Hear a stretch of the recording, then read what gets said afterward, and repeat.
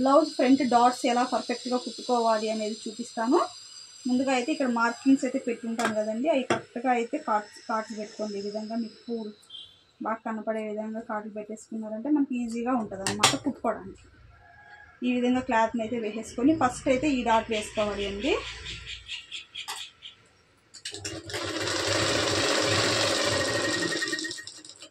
Blouse అంతా కూడా front dots పర్ఫెక్ట్గా ఉంటే, బ్లౌజ్ ఎంత బ్యాక్ బాగున్నా ఫ్రంట్ కన్వీనియంట్ లేకపోతే వేసుకోలేమన్నమాట. Next second dot. ప్రతి డాట్ కూడా 2.5 ఇంచ్ వరకు అయితే పట్టుకోవాల్సి వస్తుందండి.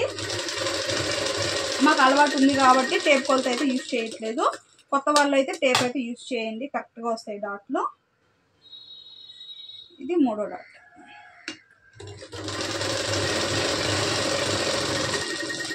ఎప్పుడు కూడా కుట్టేటప్పుడు చెప్తాను,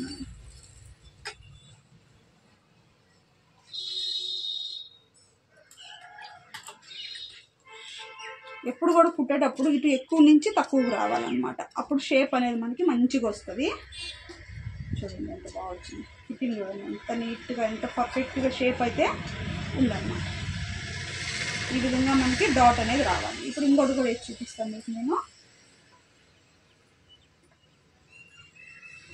ఇక్కడ వేసి చూపిస్తాను చూడండి.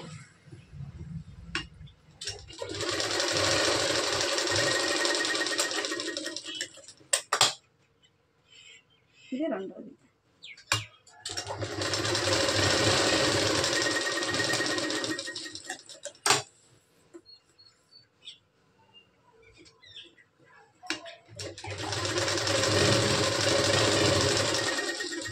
మీ అందరికీ ఒక చిట్కా చెప్తానండి. మనం మామూలు ఇట్లాంటి లైనింగ్ క్లాత్ కుట్టేటప్పుడు జారిపోతూ ఉంటుంది కదా, మనం ఈ డాట్స్ వేయాలన్నప్పుడు కూడా ఈ పీస్లు అందవు కదా. అప్పుడు ఏం చేస్తారంటే ఈ మధ్యలో నుంచి ఒక కుట్టు వేసేసుకోండి ఇలాగా, లేకపోతే ఇలా ఒక కుట్టు మళ్ళీ మనం ఇప్పేసుకోవాల్సి వస్తుంది. ఇలా వేసి ఇప్పేసుకోవాల్సి వస్తుంది కాబట్టి ఇటు సైడ్ నుంచి ఇటు పక్కకు ఒక కుట్టు వేసేసేయండి. క్లాత్ అనేది కదలకుండా ఉంటుంది. ఇట్లాంటి క్లాతులకి అయితే ఇలా కుట్టుగాని వేసేసుకున్నారంటే కుట్టు అనేది జరగకుండా ఉంటుంది అన్నమాట. ఇప్పుడు షేప్ బెల్ట్.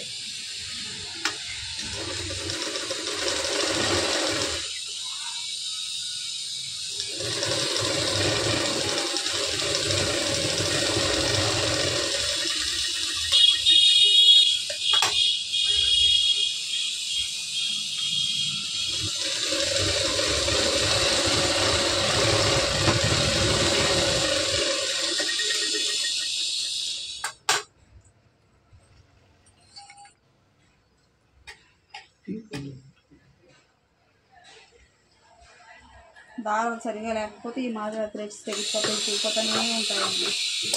నెక్స్ట్ ఇంకొకటి కూడా చూపిస్తాను మీకు. ఇలా పెట్టుకోవాలి.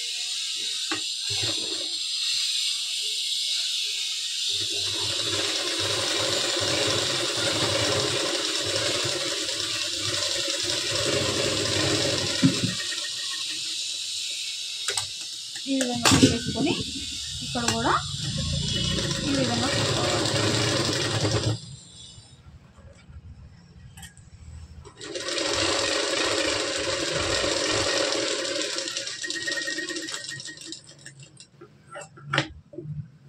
చూసారా ఫ్రెండ్స్, ఈ విధంగా ఫ్రంట్ పార్ట్ అయితే మంచిగా షేప్ వచ్చే విధంగా మనం అయితే స్టిచ్ చేసుకోవాలి అనమాట. ఈ విధంగా ఓకేనా? చూసారు కదా, నచ్చితే లైక్ చేయండి.